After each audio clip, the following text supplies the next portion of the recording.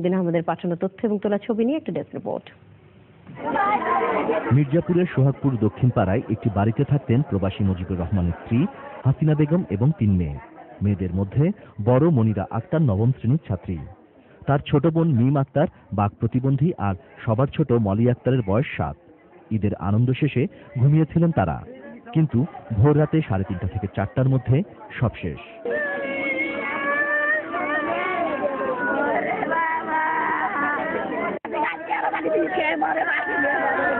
পুলিশের ধারণা বাইরে থেকে দাহবস্তু ছড়িয়ে পেট্রোল ঢেলে আগুন ধরিয়ে দেওয়া হয়। আর প্রতিবেশীরা বলছেন সিঙ্গাপুর প্রবাসী জাহাঙ্গীর আলম বড় মেয়ে মনিরা আক্তারকে বিয়ের প্রস্তাব দিয়ে আসছিল। রাজি না হওয়ার কারণে আগুন লাগিয়ে তাদের হত্যা করা হয়েছে।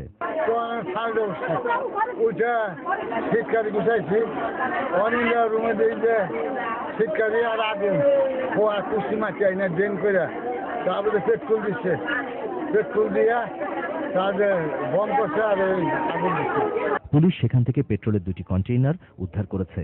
জড়িত সন্দেহে আটক করেছে 3 জনকে, তবে জাহাঙ্গীর আলম পলাতক। National desk, channel I. অপরাধী সংগঠন হিসেবে জামাতের বিচার নিয়ে 1973 সালের আইনের সংশোধনী আগামী সোমবার না হলে পরের সোমবার মন্ত্রিসভায় উঠবে বলে জানিয়েছেন আইনমন্ত্রী। ট্রাইব্যুনালের সংখ্যা কমানোর বিষয়টি নীতিগত সিদ্ধান্তের বিষয় হওয়ায় এ নিয়ে প্রধানমন্ত্রীর সঙ্গে আলোচনা করবেন তিনি। মাজহারুল হক মান্নার রিপোর্ট। 1973 সালের আন্তর্জাতিক অপরাধ ট্রাইব্যুনাল আইনে অপরাধী সংগঠন হিসেবে জামায়াতের বিচার ও সাজা দেওয়া নিয়ে যথেষ্ট ধারা নেই বলে মন্তব্য করেছিলেন আইনমন্ত্রী। পরে এ নিয়ে আলোচনা সমালোচনা শেষে সংশোধন করা হয় 1973 সালের আইন। সংশোধিত আইনের খসড়া পাঠিয়ে দেওয়া হয়েছে মন্ত্রিপরিষদ বিভাগে। আমি যেটা জানতে পেরেছি সেটা হচ্ছে যে যদি এই সপ্তাহে মন্ত্রিপরিষদের সভায় না ওঠে, ইনশাআল্লাহ এর পরেরটা ওঠে। আইনের মধ্যে যে যথেষ্ট ধারা নাই সংগঠন হিসাবে জামাতকে বিচার করে এবং এই আইন সংশোধন করতে হবে। সেই বক্তব্য অনুসারে আমরা যে সংশোধনীগুলি এনেছি, নিশ্চয়ই এই যে সমস্যা এটাকেই অ্যাড্রেস করে। ট্রাইব্যুনালের সমস্যার সৃষ্টি হওয়ার আগেই আইনটাকে সংশোধন করে ট্রাইব্যুনালে বিচার কার্য যখন শুরু হবে তখন যেন কোনো সমস্যা না হয় সেই ব্যবস্থাই করা হচ্ছে। আন্তর্জাতিক অপরাধ ট্রাইব্যুনাল 1 ও 2-এ 6টি মামলা রায় ঘোষণা অপেক্ষমান। এরপর কম গুরুত্বপূর্ণ মামলা থাকায় 2টি ট্রাইব্যুনাল থাকার প্রয়োজনীয়তা নিয়ে নতুন করে ভাবছে সরকার। ট্রাইব্যুনালে যে মামলাগুলি আছে সেই মামলাগুলি একটা ট্রাইব্যুনাল দিয়ে সম্পন্ন করা সম্ভব কিনা, না 2টা ট্রাইব্যুনাল লাগবে। যদি সেই বিবেচনায় সবচেয়ে উচ্চ পর্যায়ে আলাপ আলোচনার মাধ্যমে যদি এইটাই সাব্যস্ত হয় যে ট্রাইব্যুনালে যে মামলাগুলি আছে সেটা একটা ট্রাইব্যুনাল দিয়েই করা সম্ভব, তাহলে ট্রাইব্যুনালের সংখ্যা কমিয়ে আনা যাবে এবং সেটাই উচিত। এখন যেই প্রশ্ন আমাদের সামনে সেটা একটা নীতিগত সিদ্ধান্ত নিতে হবে এবং এটা আমি মাননীয় প্রধানমন্ত্রীর সাথে আলাপ করব। মানবতাবিরোধী অপরাধের মামলায় আপিলের শুনানির জন্য নিয়মিত বেঞ্চের পাশাপাশি বিশেষ বেঞ্চ গঠনের বিষয়ে সর্বোচ্চ আদালতকে কোনো অনুরোধ না জানানোর কথা জানিয়ে দিয়েছেন আইনমন্ত্রী। মাজহারুল হক মান্না, চ্যানেল আই, ঢাকা। পবিত্র হজ পালন শেষে মক্কায় ফিরেছেন বাংলাদেশ সহ বিশ্বের 140টি দেশের মুসল্লিরা। সরকারি কঠোর নজরদারির বড় কিছু অসাধু এজেন্সির কারণে চরম ভোগান্তিতে কয়েকশো হাজি।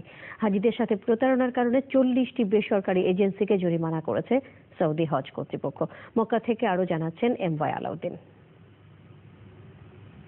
আল্লাহর পথে আগত হাজিরা শেষ দিনে জামারায়ে শয়তানকে পাথর নিক্ষেপ শেষে মিনার তাবু ময়দান থেকে মক্কায় ফিরেছেন বিশ্বের নানা প্রান্ত থেকে আগত হাজিরা। মক্কা মদিনার সব আনুষ্ঠানিকতা শেষে বুধবার থেকে শুরু হচ্ছে বাংলাদেশি হাজিদের ফিরতি হজ ফ্লাইট। 7 নভেম্বরের মধ্যেই দেশে ফিরে যাবেন লক্ষাধিক বাংলাদেশি হাজি। ফিরতি ফ্লাইট শুরু হচ্ছে। আমাদের যে সিটি চেকিংয়ের যে অবস্থা যেটা বলছেন, এটা গতবার থেকেই চালু করার চেষ্টা হয়েছিল, গত হয়নি। এবার প্রধানমন্ত্রী বিশেষভাবে নির্দেশ দিয়েছেন যে এটা করে রিক্সাদের যে সুবিধার্থেই ব্যবস্থা করা হচ্ছে। মক্কা মদিনা সেখানে সেই নগরীরই একটা বিশেষ জায়গাতে মালামাল আগে হস্তান্তর করে দিবে এবং হাজিরা নিজে নির্বিঘ্নে খালি বিমানবন্দরে যাবে টিকিট নিয়ে। এতে হয়রানির থেকে বাঁচবে, সময় বাঁচবে এবং তারা নিশ্চিন্ত হবে যে মালটা নিরাপদে বাড়িতে পৌঁছাবে। বেসরকারি কয়েকটি হজ এজেন্সির হয়রানির কারণে থাকার জায়গা না পেয়ে বাংলাদেশ হজ মিশনের প্রাঙ্গণ ও বারান্দায় গভীর রাতে এসব হাজিকে থাকার জায়গা খুঁজতে দেখা গেছে। এইগুলি বললে আপনারা আবার বললে আমার মামা আবার আমাকে রাগ করবে। সাজিদ হজ ট্রাভেল এজেন্সি। খাওয়ার টাকায় শেষ হয়ে গেছে। এরপরে মদিনায় কবে যাব, কিভাবে সেখানে থাকবো, কোন বাসায় উঠবো, সকল বিষয়ে আমরা একটা অনিশ্চয়তার ভিতরে আছি। মক্কায় হজ মিশনে এক যৌথ সভায় হজ সুষ্ঠুভাবে সম্পন্ন করায় ধন্যবাদ জানিয়েছে ধর্মমন্ত্রী অধ্যাপক মতিউর রহমান। বাংলাদেশের এই জায়গা একটা অনন্য হজ। বাংলাদেশের হাজিরা যারা মিনা থেকে এখন পর্যন্ত সবাই এসে পৌঁছচ্ছে। বাংলাদেশি হাজিদের মালামাল পরিবহনে এয়ারলাইন্সগুলো নিজ দায়িত্বে সিটি চেকিং এর মাধ্যমে হোটেল থেকে সংগ্রহ করা হবে, এমন খবরে সন্তোষ প্রকাশ করেছেন সংশ্লিষ্টরা। এয়ারপোর্টে নিয়ে যেতে হবে না, এই বিরক্তিকর অবস্থা থেকে আমরা পরিত্রাণ পাবো বলে আমরা আশা করছি এবং এটি যুগান্তকারী পদক্ষেপ। এতে হাজিদের দুর্দশা লাগা হবে। এমওয়াই আলাউদ্দিন, চ্যানেল আই, পবিত্র মক্কা, সৌদি আরব। জীবনের শেষ প্রান্তে এসে শুধুই শূন্যতা, যাদের কারণে এত হতাশার বেদনা, তাদের জন্য অভিশাপ তো নয়, বরং শুভ কামনা প্রবীণ নিবাসের প্রবীণদের। তারপরও ঈদের সময় একটু শান্তি আর স্বস্তি খুঁজতে প্রবীণরাই হয়েছেন প্রবীণদের সঙ্গী। মোস্তফা মল্লিকের রিপোর্ট। মোহাম্মদ জাহাঙ্গীর ৩৫ বছর চাকরি করেছেন বিদ্যুৎ বিভাগে। নির্বাহী প্রকৌশলী হিসেবে অবসরে গেছেন ১৯৯৯ সালে। উপেক্ষা আর অবহেলায় দীর্ঘ সময় কাটিয়ে ২০০৬ সালে চলে আসেন ঢাকার আগারগাঁয়ের প্রবীণ নিবাসে। মেয়ে কানাডায় নামজাদা ডাক্তার, বড় ছেলে সরকারি কলেজের অধ্যক্ষ আর ছোট মেয়ে একটি ইংরেজি স্কুলের শিক্ষক। কারো কাছেই থাকার সৌভাগ্য হয়নি তাঁর। তাদের কারণটা বলা ঠিক হবে না, বড় কারণ থাকতে পারে। যে অবস্থান করছে এগুলো তো অশান্তি বাড়বে, তাই না? আমি যে অবস্থা আছি সেই অবস্থায় আল্লাহ আপনি কাছে আল্লাহর কাছে হাজার সুবিধা দেবেন। এইসব মনে হলে স্বাভাবিকভাবে মনটা ভারাক্রান্ত হয়ে যেত স্বাভাবিক। ঢাকা বিশ্ববিদ্যালয় থেকে অর্থনীতিতে ১৯৮৬ সালে মাস্টার্স করেছেন মীরা চৌধুরী। স্বামী ছিলেন ILO এর পরিচালক। তিনি মারা যাওয়ার পর খুব একটা ভালো সময় যাচ্ছিল না মীরার। একমাত্র ছেলে নিউ ইয়র্কে গেছেন উচ্চশিক্ষা নিতে। মানুষ চাকরি করতাম কলেজে খুলনায়, তারপরে ছেলে চলে যাবে আমেরিকায়। আমি এখানে ৩ বছর হলো। মাঝে মানুষ আমি তো কত কষ্টে আছি, আমাকে মনে হয় না। একে অসুস্থ কাজের মেয়ে ছেলে 2 দিন থেকে আসেই না। মধ্যপ্রাচ্যের বিভিন্ন দেশের শীর্ষ স্কুলের এই শিক্ষিকার পারিবারিক সমস্যার কারণে ঠাঁই হয়েছে প্রবীণ নিবাসে। ফরেন মিডল ইস্টে কাজ করেছি, কুয়েতে বহু বছর as teacher of English school and college. তারপর কিছুদিন লন্ডনে কাজ করেছি।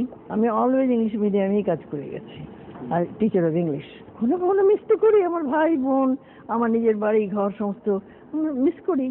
সব ফেলে দিয়ে এখানে এসে আছি। আছে কোনো প্রবলেম আমার আছে জীবনের, কিন্তু কি করব। শুধু এই প্রবীণরাই নন, এখানে আছেন সরকারের শীর্ষ সাবেক আমলা, শীর্ষ সরকারি কলেজের অধ্যক্ষ থেকে শুরু করে নামকরা ব্যক্তিত্বরা। তারা বলেছেন পরিবারের কাছে বোঝা হয়ে থাকতে চান না বলেই বেছে নিয়েছেন নিজেদের পথ। Mostafa Mallik, Channel I, Dhaka. সংবাদ এই পর্যায়ে নিয়ে